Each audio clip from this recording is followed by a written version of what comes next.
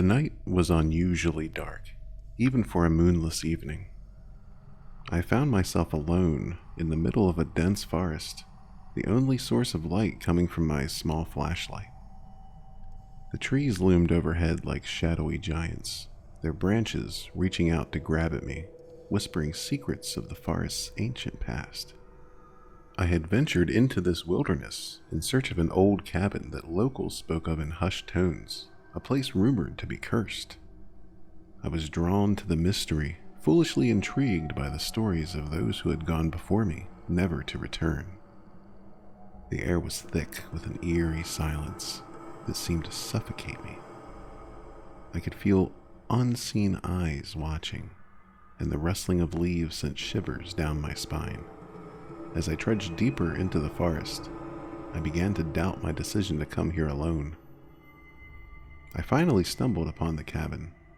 It stood there, a decrepit, rotting structure, its windows long broken, and its door hanging from a single rusty hinge. My heart pounded in my chest as I approached.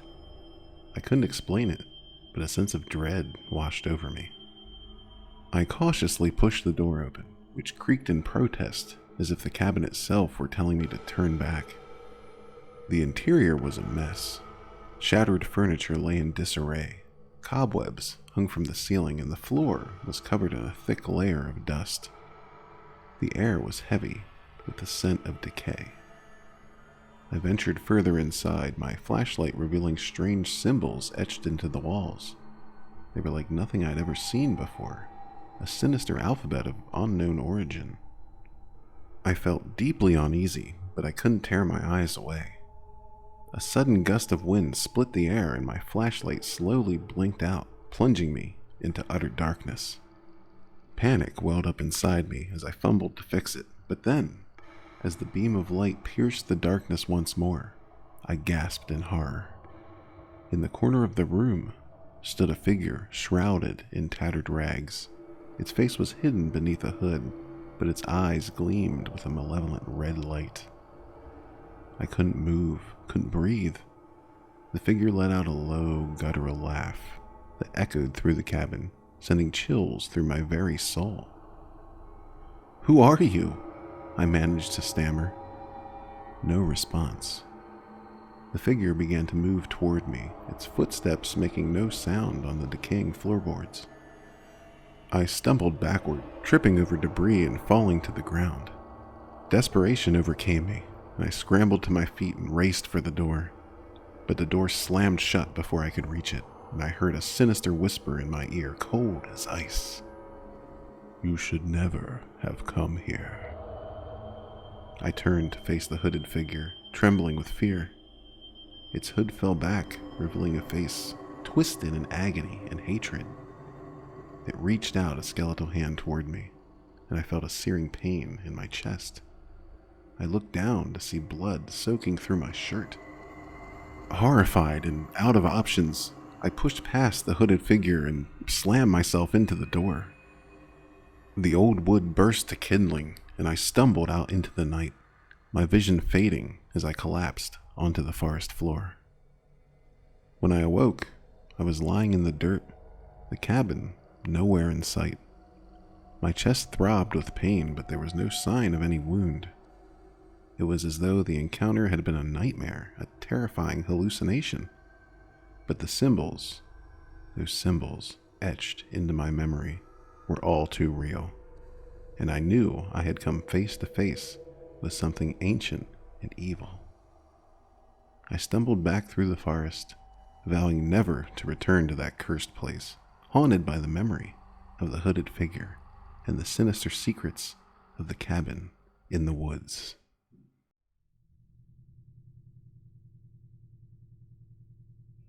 In a forgotten village nestled deep within the woods, an eerie legend was whispered among the locals.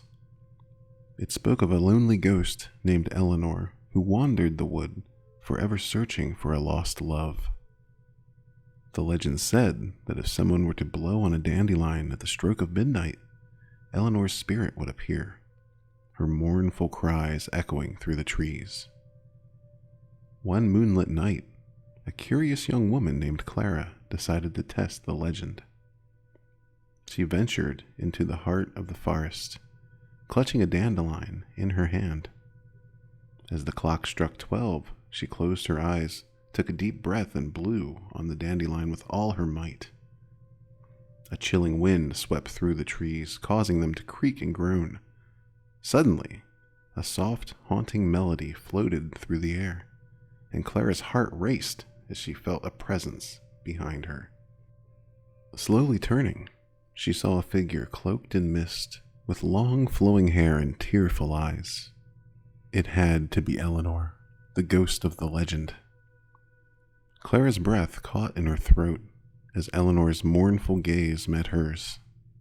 She could feel the weight of the ghost's unfulfilled longing, the pain of a love never fully realized. Eleanor's transparent hand reached out, and Clara hesitantly extended the dandelion to her.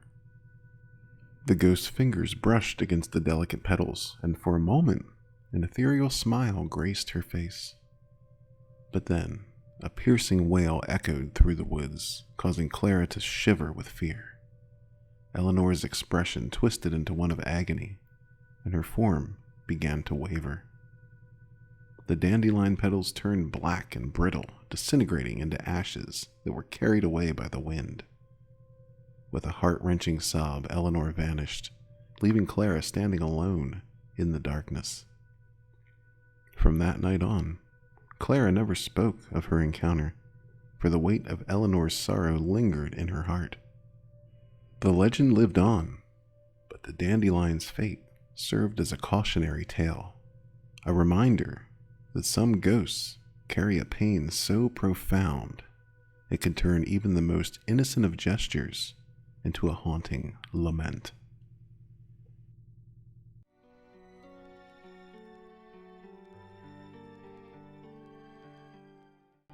I'm going to tell you a story about an extraordinary encounter with a strange child that remains etched in my memory as one of the most unnerving experiences of my entire life. It happened on a seemingly ordinary summer afternoon while I was taking a leisurely walk through a nearby park. The park was lush with greenery, and the sun cast dappled shadows through the trees. Children played on the swings and families picnicked on the grass. It was the picture of tranquility, but that would soon change. As I strolled along a meandering path, I noticed a child sitting alone on a bench. What struck me as odd was that the girl appeared out of place. Her clothes were old-fashioned, and she seemed entirely engrossed in a tattered picture book. My curiosity got the better of me, and I approached her. She appeared to be around 7 or 8 years old, with pale skin and dark, soul-piercing eyes that seemed too mature for her age. "Are you okay?" I asked, concerned about the child sitting alone in a busy park. She looked up, her expression a mix of surprise and curiosity. "Yes, I'm fine," she replied in a soft, melodic voice.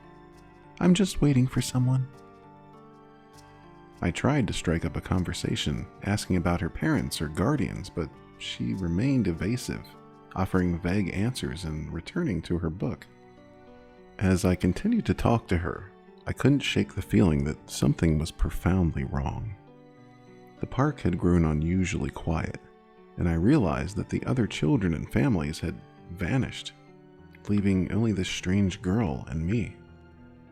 I began to feel very uneasy, and that feeling intensified with each passing moment. Panic started to well up inside me, and I made the abrupt decision to leave, convinced that something was amiss. But as I turned to walk away, I heard the girl whisper something that sent chills down my spine. "Be careful, they're coming." Startled, I glanced back at the child, but she had disappeared, leaving only the empty bench and that tattered picture book behind. The eerie words hung in the air, and my heart raced with fear. I left that park in a hurry, my thoughts consumed by the bizarre encounter. Who was that girl, and what did she mean by "they're coming"? The memory haunted me for weeks, and I couldn't help but feel that I had narrowly escaped something inexplicable, possibly even sinister, that day in the park. To this day, I can't shake the feeling that I've become a part of something beyond my comprehension.